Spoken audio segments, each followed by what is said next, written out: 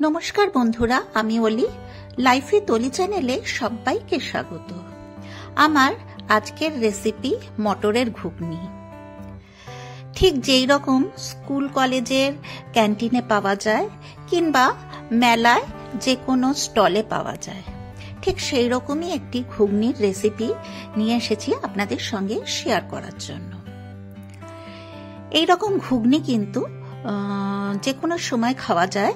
আপনারা সকালে ব্রেকফাস্টে রুটি লুচি পরোটার সাথে খেতে পারেন, কিংবা বিকেলে স্ন্যাক্স হিসেবেও শুধু মুখে খেতে পারেন, আর রাতেও রুটি লুচি পরোটার সাথে এইরকম ঘুগনি কিন্তু খেতে পারেন।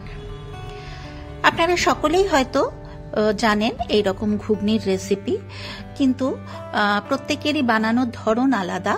তো আমি কিভাবে বানাচ্ছি সেটাই আমি আজ আপনাদের সঙ্গে শেয়ার করতে চলেছি।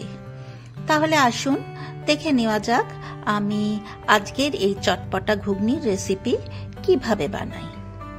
তো চটপটা ঘুগনি বানাবার জন্য আমি এই যে দেখুন, এখানে 250 গ্রাম মটর তো আমি হোল নাইট ভিজিয়ে রেখেছি খুব ভালো করে ধুয়ে।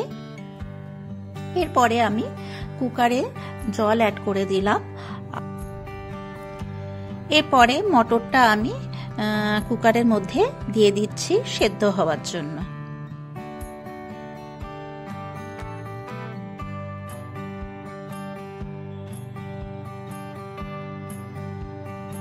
পুরো মটরটাই দিয়ে দিলাম, আর দিয়ে দিলাম 1 টিস্পুন নুন,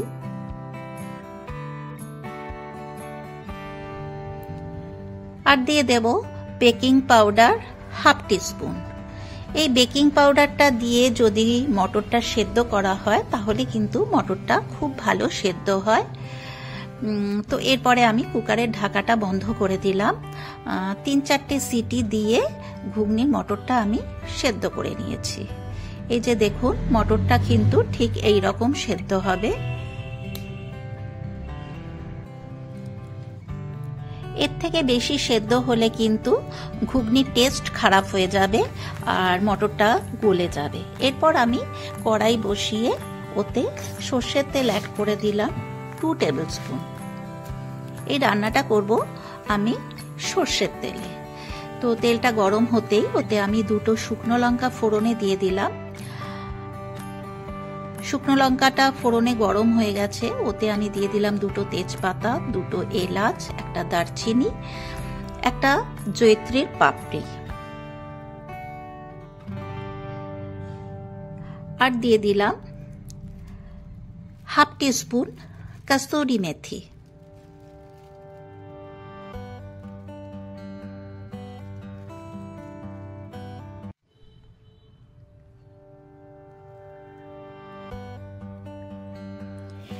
এরপরে আমি একটা মিডিয়াম সাইজের আলু ছোট ছোট টুকরো করে কেটে রেখেছিলাম, সেটাকেও অ্যাড করে দিলাম।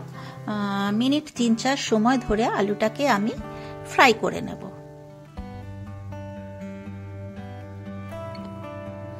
এরপরে আমি 1 টিস্পুন নুন অ্যাড করে দিলাম,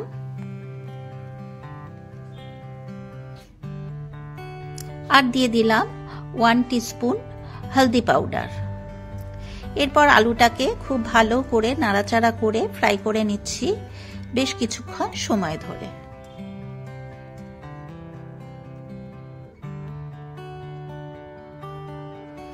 আলুটা ফ্রাই হয়ে গেছে।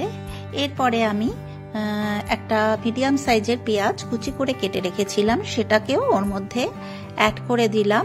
তো পেঁয়াজটাকেও আমি আলুর সাথে খুব ভালো করে ফ্রাই করে নেব।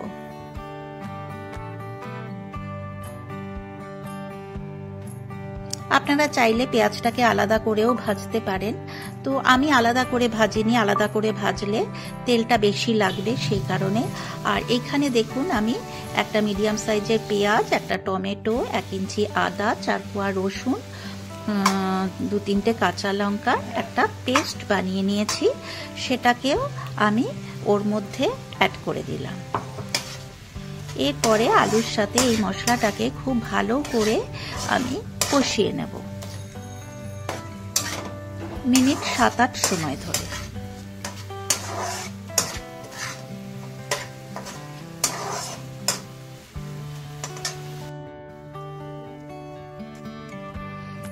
এই যে দেখুন, খুব সুন্দর আলুর সাথে মশলাটা খুব ভালোভাবে কষানো হয়ে গেছে।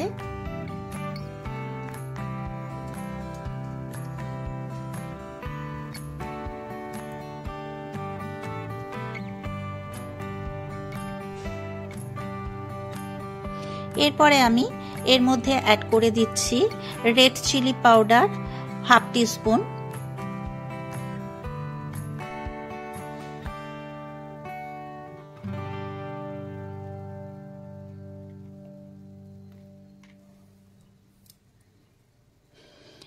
আর দিয়ে দিচ্ছি জিরা পাউডার 1 টিস্পুন আর ধনিয়া পাউডার 1 টিস্পুন।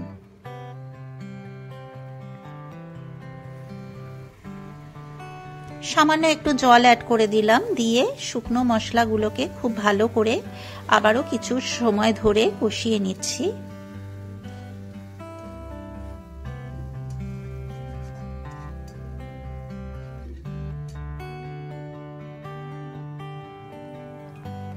মিক্সির বাটি ধোয়া জলটাও অ্যাড করে দিলাম।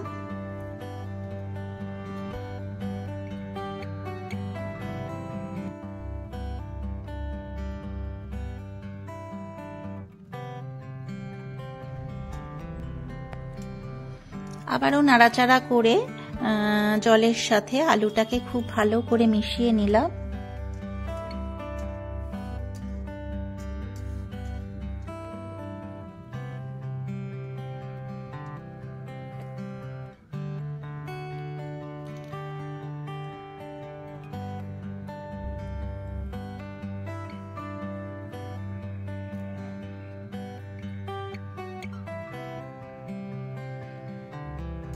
দুটো কাঁচা পাকা লঙ্কাও অ্যাড করে দিলাম। ঝালটা আপনারা আপনাদের প্রয়োজন মতন দেবেন, যে যেমন ঝাল খান। আর দিয়ে দিলাম 1 টিস্পুন চিনি, টেস্টটাকে ব্যালেন্স করার জন্য। চিনিটা যদি অপছন্দের হয় আপনারা স্কিপ করতে পারেন তবে চিনিটা দিলে কিন্তু টেস্টের ব্যালেন্স হয়।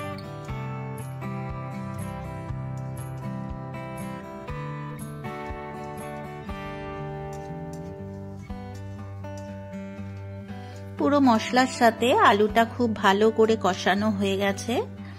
এরপরে আমি যে সেদ্ধ করে রেখেছিলাম মটরটা, সেটাকেও ওর মধ্যে অ্যাড করে দিলাম।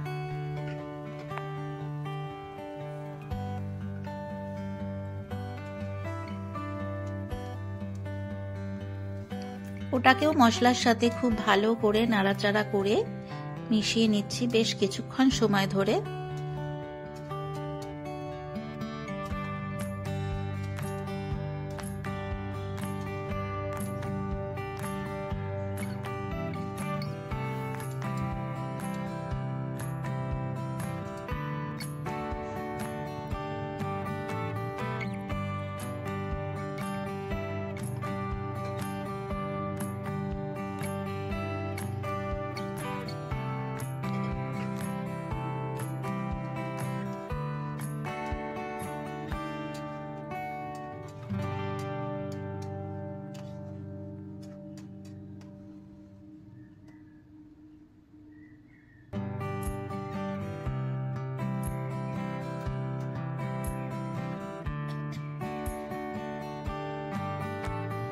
আবারও দুটো কাঁচা লঙ্কা দিয়ে দিলাম, আর দিয়ে দিলাম ধনেপাতা কুচি।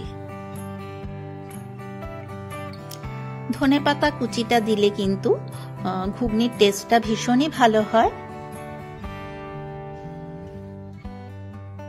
আপনারা যখন পরিবেশন করবেন এর মধ্যে একটু কাঁচা পেঁয়াজ, একটু লেবুর রস আর একটু ভাজা মশলা ছড়িয়ে দেবেন, তাহলে কিন্তু এর টেস্ট আরও বেড়ে যাবে।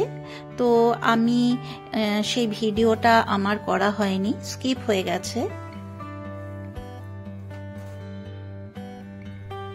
আজকের এই চটপটা ঘুগনির রেসিপি কিন্তু অলমোস্ট রেডি হয়ে গেছে। শেষে আমি আবারও একটু ধনেপাতা কুচি অ্যাড করে দিলাম। আর আপনাদের যদি ভালো লাগে একটা লাইক শেয়ার কমেন্ট অবশ্যই করে দেবেন। আর যদি আরও ভালো লাগে তাহলে আমার মতন করে এইভাবে বাড়িতে একবার ট্রাই করে দেখতে পারেন। আশা করি আপনাদের ভালোই লাগবে। আর যারা আমার চ্যানেলে নতুন, এখনো পর্যন্ত আমার চ্যানেল সাবস্ক্রাইব করেননি, তাদেরকে আমার চ্যানেল সাবস্ক্রাইব করার জন্য অনুরোধ রইল। আর পাশে যে বেল বাটনটা আছে সেটাতে প্রেস করে দেবেন, তাহলেই আমি নিত্য নতুন যা যা ভিডিও আপলোড করব সেগুলোর নোটিফিকেশন খুব তাড়াতাড়ি আপনাদের কাছে পৌঁছে যাবে। তাহলে আজকের মতন এই পর্যন্ত। এরপর আমি হাজির হব অন্য কোনো দিন অন্য কোনো নতুন ভিডিও নিয়ে। আপনারা সবাই সুস্থ ও ভালো থাকবেন। আর আমার সাথে থাকার জন্য আপনাদের অনেক অনেক ধন্যবাদ।